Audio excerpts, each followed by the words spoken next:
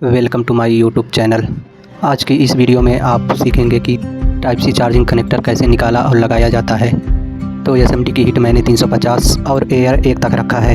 सबसे पहले ग्लू को हटाएंगे। एसएमडी की हीट एक जगह पर ना रखें, क्योंकि ज़्यादा हीट पड़ने से सीसी बोर्ड ख़राब हो सकता है। अब इसमें थोड़ा सा पेस्ट लगाएंगे। हीट गन को सिर्फ चार्जिंग कनेक्टर पर हीट करना है और चिमटी की सहायता से चार्जिंग पिन को निकाल लेना है। और देखिए कितने आसानी से चार्जिंग पिन निकल गया।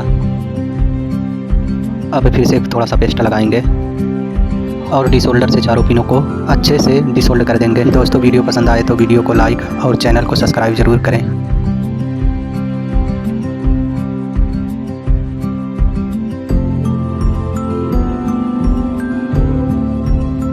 पेस्ट लगाने के बाद आयरन से सारे पिनों को अच्छे से सोल्ड कर दें।